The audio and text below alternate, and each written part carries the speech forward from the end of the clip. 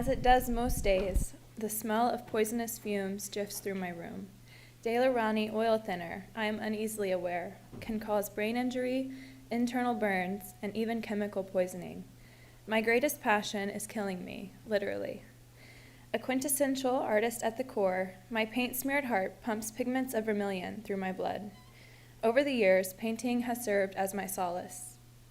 Suddenly, as I apply a tedious stroke to bring my self-portrait back into focus, squeak, my moment of concentration is interrupted. Those fumes are going to kill you, my father warns. I first heard the words, coal miner's daughter, while watching Loretta Lynn's iconic film. I never truly understood their significance until I held my father's hand through multiple diagnoses, a result of working in the coal mines to create a better future for me. My father grew up in a coal camp in a family of 16 children living off of $165 per month. His father died in the mines when my father was 14, leaving the family without income. He speaks about going to school barefoot in the summer and walking miles to school in the winter storms. Despite hardships, he excelled and graduated at the top of his class.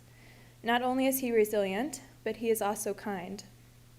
He wrote checks to strangers to buy furniture and coal to heat their homes, despite his own struggles. During a devastating flood, he let 11 people move in with him. As a first-generation college student, I feared the college admissions process because I could not afford tuition. When I was invited to interview for the program in Leadership and Character, I was introduced to Wake Forest's motto, Pro Humanitate, a call to cultivate the qualities of character needed to serve humanity. Over the last 4 years, I have explored how to fulfill this vision by considering fundamental questions of my own purpose. What elements constitute my self-definition? What attributes could I not imagine myself without? Which values and virtues are needed to flourish as individuals in this community, and which practices enable us to cultivate these ideals? These questions prompted me to think critically about not only who I am, but who I want to become and how my education might foster my moral and intellectual development. Throughout my time at Wake Forest, I've often stopped to remember my father's life.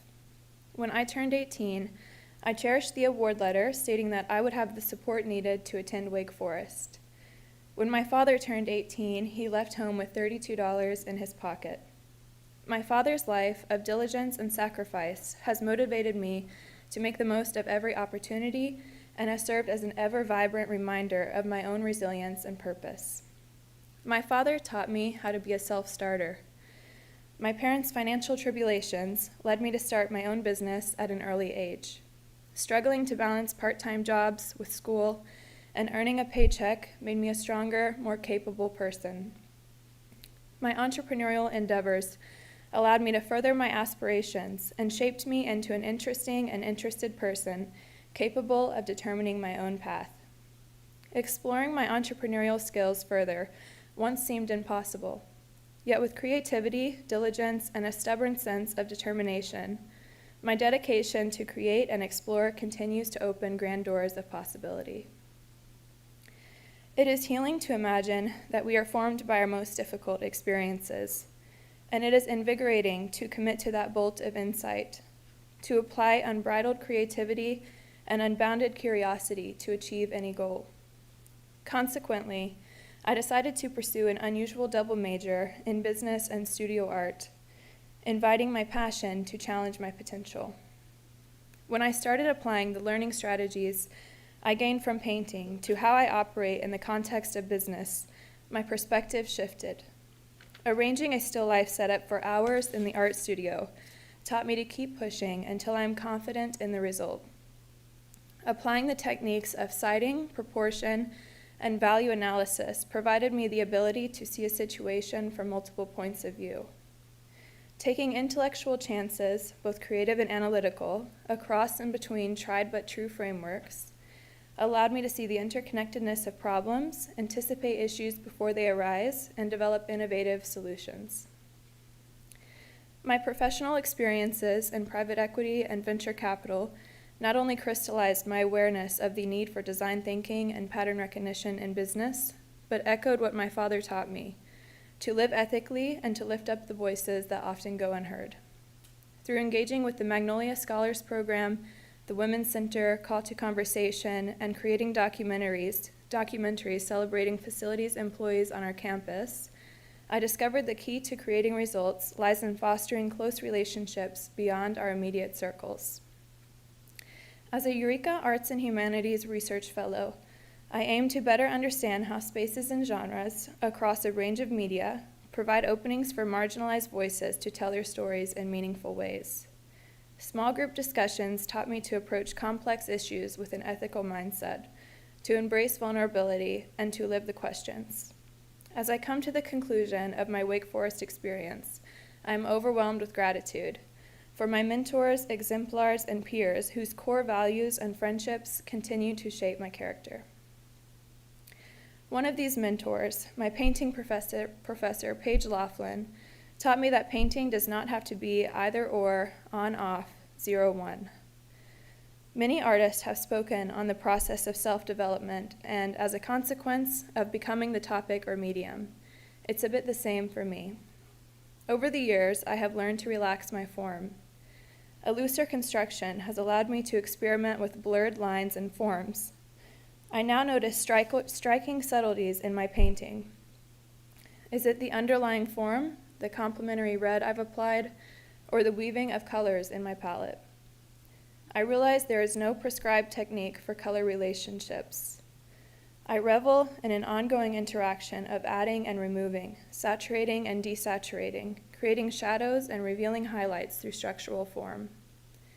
It is finding a balance between deliberate success and natural, spontaneous success that is difficult.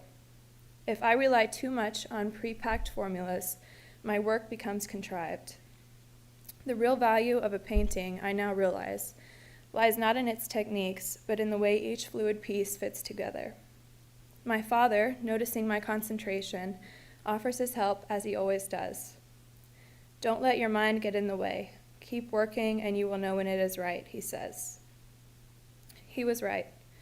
The best painting, and in fact, the best life, is created from a free mind. Like life itself, there are stages of painting that demand technical knowledge and skill, requiring me to think through the process from beginning to end. However, what happens in between is uncontrollable and extraordinary. As I contemplate our commencement, I remind myself to take a step back and study the moving pieces. In this process, it is almost as if I'm switching between the roles of the creator and the critic interchangeably, evaluating my own progress as I create it. My commitment to character development and intellectual curiosity has been somewhat of a similar experiment. I've learned the value of putting fear and uncertainty to one side and weighing the possibility of larger, even deeper comforts. These characteristics are valuable insofar as they represent larger ones. To understand others' perspectives and overcome the outside world's expectations, to rise above life's perpetual hurdles. As the years pass, I think back to my father's story. I have the heart of a coal miner's daughter. Gratitude allows us to walk purposefully towards the unwritten and to possess the courage, self-respect, and resilience needed to get there. It is important to remember that while a destination of serenity and competence seems appealing, to reach it with ease renders every aspect of life mundane. As we graduate from this nurturing place, it is important to remember that overcoming the innumerable and inevitable challenges before us with strength makes hard-earned accomplishments memorable. Just then, my father, who loathes the smell of my unfinished painting, rises to leave. Don't get frustrated, he reiterates. I know you will figure it out, but this place smells terrible. The next morning, I awake to the rising sun. Illuminated only by the dawn, a streak of light reflects off a novel object on the wall that was not visible in the prior darkness. As all 7 senses merge with my lived experience, I realize my mother has framed my award letter. Turning my attention to my painting, I notice sunlight glinting off locks of golden hair, and my father is right. It's perfect as is.